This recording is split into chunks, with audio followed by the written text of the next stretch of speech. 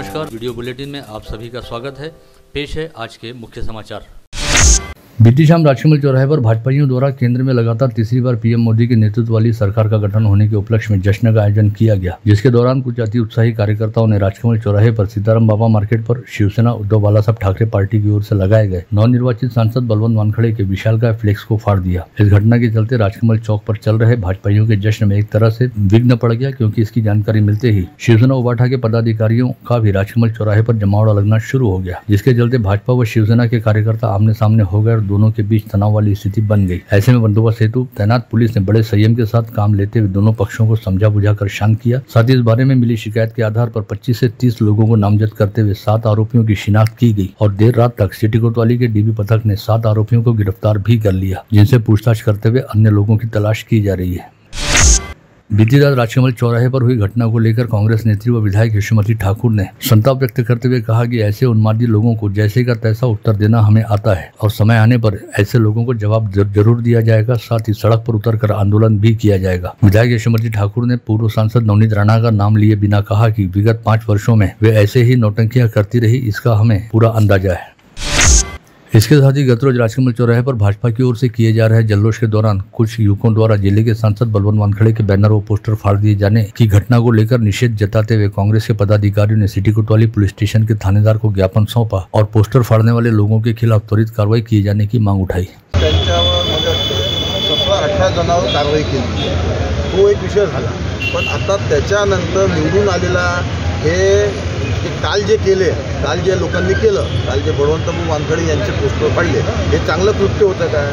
हे अमरावती जिल्ह्याचे खासदार त्यांचे तुम्ही पोस्टर फाडता, म्हणजे किती शर्मेचा विषय आहे।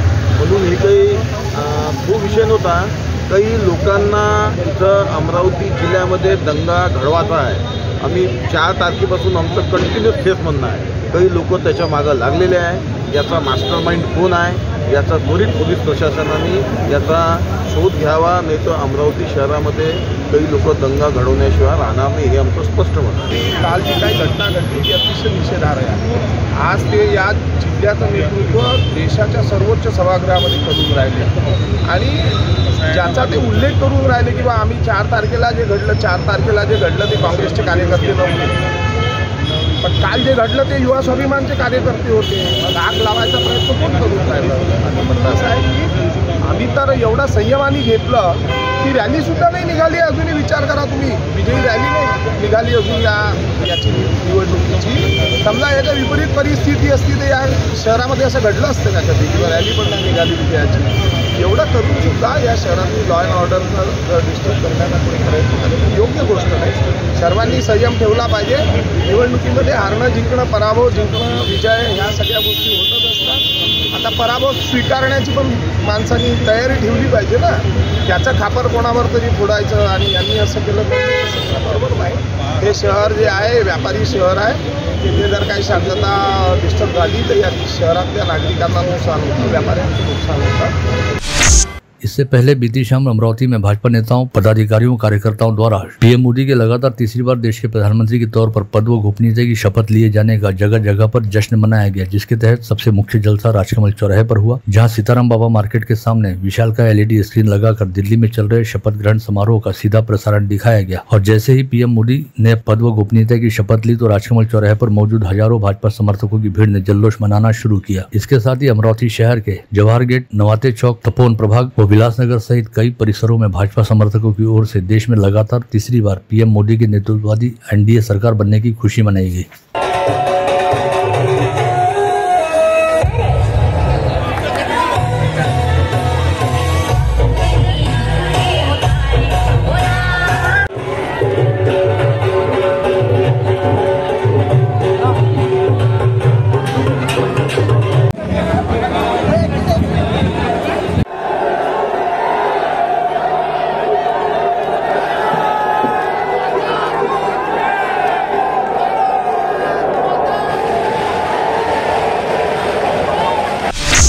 उग्र खरीदारों के साथ किसी तरह की धोखाधड़ी न हो, इसके लिए स्थापित महारेरा ने राज्य के 1750 लैब्स प्रकल्पों को केप्ट इन अभियान यानी स्थगित कर दिया है। प्रकल्प लैब्स घोषित होने पर उस प्रकल्प की इश्तेहार, बिक्री व पंजीयन नहीं किया जा सकता। महारेरा ने अन्य 1137 प्रकल्पों पर भी इसी तरह की कार्रवाई शुरू की है। स्थगित किए गए प्रोजेक्ट में विदर्भ के 110, मराठवाड़ा के 100, उत्तर महाराष्ट्र के 135 व पुणे के 628 प्रकल्पों का समावेश है। इसके तहत अमरावती में भी 24 प्रकल्प स्थगित किए गए हैं।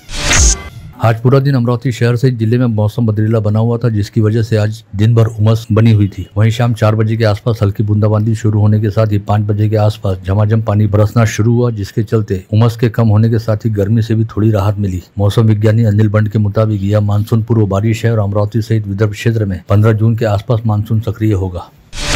विश्व नेत्रदान दिवस के उपलक्ष्य में स्थानीय हरिना फाउंडेशन द्वारा आज शहर में नेत्रदाता व अवयवदाता परिवारों का शानदार तरीके से सत्कार किया गया। इस उपलक्ष्य में स्थानीय राजकमल चौराहे पर भव्य मानव श्रृंखला साकार करने के साथ ही एक समारोह आयोजित किया गया था, जिसमें मरणोपरांत नेत्रदान व अवयवदान करवाने वाले सभी महामाना परिवारों के सदस्यों का हरिना फाउंडेशन द्वारा शहर के कई गणमान्यों की उपस्थिति में भावपूर्ण सत्कार किया गया। साथ ही अधिकाधिक लोगों से नेत्रदान व मरणोपरांत अवयवदान हेतु कृत संकल्प होने का भी आह्वान किया गया। इनके द्वारा यहाँ पर शरबत और नाश्ते का वितरण किया जा रहा है। मैं हरिना फाउंडेशन की ओर से गुरुद्वारा प्रबंधक समिति का बहुत बहुत आभारी हूँ। इतनी सुंदर व्यवस्था की है। मैं गुरुद्वारा प्रबंधक कमेटी का बहुत बहुत आभारी हूँ। गाड़ी आगे जाने दो, गाड़ी आगे जाने दो, गाड़ी आगे जाने दो, गाड़ी चौक तक जाने दो। आओ। आम आदमी पार्टी की अमरावती महानगर शाखा द्वारा आज यहाँ बुलाई गई पत्रवार्ता में कहा गया कि विद्युत विभाग द्वारा समूचे राज्य में सभी विद्युत उपभोक्ताओं के घर पर जबरन बिजली के स्मार्ट मीटर लगाए जा रहे हैं। इस जरिए महाराष्ट्र सरकार व बिजली विभाग से मिलीभगत करते हुए कुछ कंपनियां सर्वसामान्य नागरिकों की आर्थिक लूट करने जा रही हैं। ऐसे में प्रत्येक व्यक्ति ने सरकार व बिजली विभाग के इस निर्णय का विरोध करना चाहिए। इलेक्ट्रिक जे स्मार्ट मीटर आहे ते एक प्रकारे जनतेची लूट आहे। दिल्ली पंजाबमध्ये आम्ही 200-300 पर्यंत युनिट फ्री देतो आहे आणि केंद्र सरकार स्मार्ट मीटरच्या माध्यमातून जनतेची लूट ही केंद्र सरकारने लावली आहे। हे आम आदमी पार्टी कधीही सहन करणार नाही। जर लवकरात लवकर हे स्मार्ट मीटरची योजना जर सरकारने बंद केली नाही तर आम आदमीचे कार्यकर्ते सर्व रस्त्यावर उतरतील आणि हे सरकारची योजना आम्ही फेटाळून लावू। जनतेने आधीच नकारलेलं आहे। पुन्हा अशा प्रकारचे स्मार्ट मीटर आणि अशा योजना आणून, फसव्या योजना आणून जनतेला लुटण्याचे धंदे आता सरकारने बंद करायला पाहिजे। हे आवाहन आज पूर्ण जनतेला मी करतो आहे की स्मार्ट मीटरच्या विरोधात आज रस्त्यावर उतरण्याची गरज आहे। स्मार्ट मीटर याच्या आधी आलेले आपले ते फास्टॅग, म्हणजे या पद्धतीने सरकारने एक प्रकारे जनतेची लूट लावली आहे। जेव्हा इलेक्शनच्या काळामध्ये बोलताना जनतेचं सरकार असं म्हणणारी सरकार आज एक लुटारू सरकार होत आहे आणि हे प्रत्येक लोकांना लक्षात येत आहे। आम आदमी पार्टी याविरुद्ध एक प्रखर आंदोलन उभा करेल आणि विद्युत मीटर, सध्या तरी विद्युत मीटरचा जो प्रश्न आहे हा आम्ही मार्गी लावू आणि सरकारने लवकरात लवकर ही योजना बंद करावी असं आम्ही सरकारला विनंती करतो आहे। लोकसभा चुनाव की आचार संहिता के बाद प्रशासन के पास निवेदन लाने वालों का सिलसिला बढ़ गया है। युवा स्वाभिमान पार्टी के विधायक रवि राणा ने किसान हित में तत्काल बैठक आहूत कर फसल कर्ज, बीज व खाद की सप्लाई सुनिश्चित करने की मांग की है, जिसे लेकर उन्होंने जिलाधीश व जिला अधीक्षक कृषि अधिकारी को पत्र दिया है। राष्ट्रीय शाहू महाराज विदेशी छात्रवृत्ति योजना में असंवैधानिक रहने वाली आय व प्रतिशत की शर्त को रद्द करते हुए विद्यार्थी संख्या में वृद्धि की जाए और इस संशोधन के बाद नए सिरे से विज्ञापन प्रकाशित किया जाए। इस आशय की मांग भीम शक्ति संगठन के विदर्भ प्रदेश अध्यक्ष पंकज मेश्राम द्वारा राज्य के मुख्यमंत्री एकनाथ शिंदे के नाम भेजे गए पत्र में उठाई गई है। शिवसेना उबाठा गुट ने विद्यापीठ रोड स्थित कृषि अधीक्षक अधिकारी कार्यालय में आज दोपहर बीज और खाद के लिए आंदोलन किया। साथ ही कृषि अधीक्षक सातपुते का घेराव करते हुए उनसे चर्चा भी की। इस चर्चा के दौरान जिले में पर्याप्त मात्रा में बीज उपलब्ध करवाने की मांग की गई। आपण एकीकडे शेतकऱ्याला देशाचा पोशिंदा म्हणतो आणि दुसरीकडे हे जे सरकार आहे, मिंदे सरकार जे आहे, हे शेतकऱ्याला घेऊन किती उदासीनता आहे या निमित्ताने हे कळते। तुम्ही बघत असाल की आता पावसाचा मौसम चालू झालेला आहे। शेतकरी आपल्या बियाण्यासाठी आणि आपल्या हक्काच्या बियाण्यासाठी कृषी केंद्राकडे जात आहे, पण कृषी केंद्रांची अरेरावी जी आहे ती आता सातत्याने आमच्याकडे त्यांची कंप्लेंट घेऊन आमच्याकडे येत आहे आणि ते बघता जी काळाबाजारी, जी साठेबाजारी ही बियाण्यांची चालू आहे ती कुठेतरी थांबली पाहिजे आणि जो आमचा शेतकरी आहे त्याला जो त्याचा हक्काचा जे बियाणं आहे ते मिळालं पाहिजे। त्याकरिता आज आम्ही इथे कृषी केंद्रावर आलो। 318 दिनों तक आत्मक्लेश आंदोलन करने वाले अपरवर्दा बांध पीड़ित किसानों ने जिला प्रशासन को आज निवेदन देकर दोबारा आत्मक्लेश आंदोलन शुरू करने की चेतावनी दी और कहा कि सीएम शिंदे ने 15 दिनों में इस मामले का हल खोजने का वादा किया था, लेकिन अब तक इस मामले का कोई हल नहीं खोजा गया है। ते पूर्ण सक्रिय पद्धतीने ते आंदोलन होतं, त्यामध्ये वेगवेगळ्या पद्धतीनं आंदोलनग्रस्तांनी आपलं धरणग्रस्तांनी आंदोलन करून सरकारचं लक्ष वेधलं। त्यामध्ये जलसमाधी आंदोलन, रास्ता रोको आंदोलन, अमरावती शहराला होणारा पाणी पुरवठा थांबवण्याबद्दलचं आंदोलन, MIDCला होणारा पाणी पुरवठा थांबवण्याबद्दलचं आंदोलन, त्याही पुढे जाऊन मंत्रालयाच्या संरक्षण जाळीवर जे आंदोलन केलं होतं त्यावेळेस माननीय मुख्यमंत्री महाराष्ट्र राज्याचे श्री एकनाथजी शिंदे साहेब यांनी आम्हाला शब्द दिला होता की 15 दिवसात आपण अपरवर्धा धरणग्रस्तांचा विषय मार्गी लावू। तो शब्द आम्हाला यांनी 28 ऑगस्ट 2023ला दिला होता। आज जून 2024 चालू आहे, परंतु मुख्यमंत्र्यांचे 15 दिवस संपलेले नाही। गौशाला महासंघ ने आरोप लगाया कि सरकार द्वारा गौशाला के सर्वांगीण विकास हेतु बजट में मंजूर 100 करोड़ की राशि में से 70 करोड़ रुपए प्रशासन की लापरवाही के कारण लैप्स हो गए, क्योंकि पशुसंवर्धन सचिव तुकाराम मुंडे ने गौ सेवा आयोग की नियमावली ही तैयार नहीं की। 6 महीने पूर्व शासन ने गोवर्धन गौ सेवा के माध्यम से जो प्रत्येक गौशाला को 25 लाख रुपया देने का तय किया था, वह 70 करोड़ रुपया वापस चले गया। किसी भी गौशाला को 1 रुपया भी मिला नहीं। मध्य प्रदेश से आने वाला जो गौवंश है, जो कत्ल के लिए यहाँ पे अवैध परिवहन द्वारा आ रहा है, वह सारा यह गौशाला वाले अपने यहाँ रखते हैं, पुलिस पकड़ के लाती है एवं सभी गौशाला में यह गोधन देती है, किंतु गौशाला को पैसा सरकार की तरफ से कोई नहीं देता है। 25-25 लाख रुपए देने का जो वादा किया था प्रत्येक तालुका स्तर पर सरकार ने, उसके सारे पेपर जमा किए। गौशाला वालों ने बम्बई चक्रे मारे, किंतु अभी तक 1 रुपया भी किसी भी गौशाला वालों को जो यह पकड़ा गया गोवंश पुलिस द्वारा रखा जा रहा है मिला नहीं है। हमारी शासन से मांग है कि यह 25 लाख रुपया त्वरित मंजूर करे। बलिराजा प्रकल्पग्रस्त संगठन ने उप मुख्यमंत्री देवेंद्र फडणवीस के नाम निवेदन देकर तत्काल प्रकल्पग्रस्त विकास निगम बनाने की मांग की। संगठन ने दावा किया कि विगत मार्च माह में किए गए अनशन आंदोलन के समय ऐसे विकास मंडल का वादा डिप्टी सीएम फडणवीस द्वारा किया गया था। आज विदर्भ बळीराजा प्रकल्पग्रस्त संघर्ष संघटना याच्या नेतृत्वातली विदर्भातील सर्व जिल्ह्यातील सर्व प्रकल्पग्रस्त इथे माननीय जिल्हाधिकारी यांना निवेदन देण्यासाठी आले आहेत। आपल्याला माहीत आहे की मागील 7 मार्च 2024 ते 16 मार्च 2024 या कालावधीमध्ये विदर्भातील जे प्रकल्पग्रस्त आहेत, ज्याच्यामध्ये सरळ खरेदी धारकांना वाढीव मोबदला देणे, तसेच प्रकल्पग्रस्तांना नोकरी देणे किंवा नोकरी देणे शक्य नसेल तर त्यांना एक रकमे 30 लाख रुपये देणे आणि प्रकल्पग्रस्तासाठी आर्थिक विकास महामंडळ, स्वतंत्र आर्थिक विकास महामंडळ स्थापन करणे या प्रमुख मागण्यासाठी 7 मार्च 2024 ते 16 मार्च 2024 या कालावधीतनी विदर्भ बळीराजा प्रकल्पग्रस्त संघर्ष संघटनेच्या नेतृत्वात इथे महाउपोषण झालं। या महाउपोषणाला हजारो शेतकरी, हजारो प्रकल्पग्रस्त उपस्थित होते।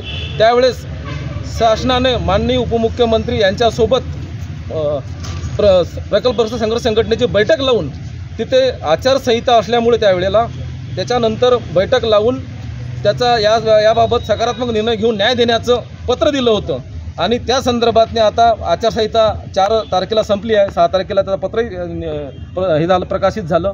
त्यामुळे आम्ही माननीय जिल्हाधिकाऱ्यांकडे निवेदन घेऊन आलोत की महाराष्ट्र सरकारला त्यांनी कळवावं आणि त्वरित आमची बैठक माननीय उपमुख्यमंत्री देवेंद्र फडणवीस यांनी घ्यावी आणि आम्हाला न्याय द्यावा, या संदर्भात आम्ही इथं जमलेलो आहे।